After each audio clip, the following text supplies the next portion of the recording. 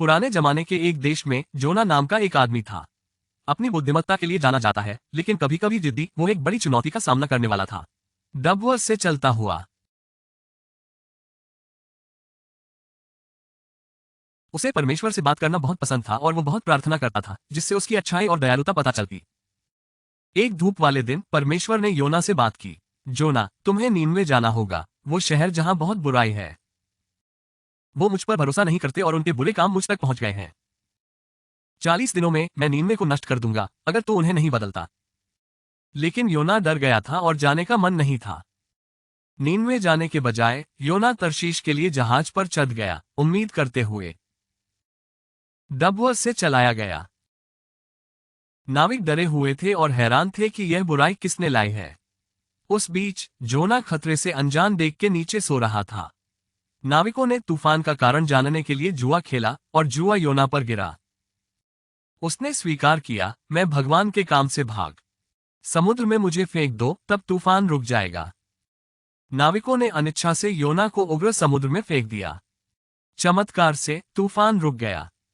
नाविक बेहोश हो गए और वादा किया कि वे भगवान की सेवा करेंगे। गहराइयों में जोना को एक विशाल व्हेल ने निगल लिया था। अंदर यह अंधेरा और नम था, एक अजीब कमरा। जोना ने कर्तव्य से छिपने से इनकार करते हुए सच्चे दिल से प्रार्थना की। उसने भगवान की आज्ञा पूरी करने का वचन दिया था अगर बचाया। 3 दिनों बाद व्हेल ने योना को नीनवे के पास उगल दिया। योना आभारी था और समझता था कि उसे मिशन पूरा करने का समय आ गया है। योना नीनवे से गुजर रहा था, जहां के लोग दुष्ट थे और परमेश्वर पर विश्वास नहीं करते थे। उसने उन्हें चेतावनी दी कि अगले 40 दिनों में नीनवे नष्ट हो जाएगा अगर तुम नहीं बदलते। डबवर्स से चलाया गया। लोगों ने योना की बात सुनी और अपने बुरे कामों से मुड़कर बदलने लगे। उनकी सोच बदल गई।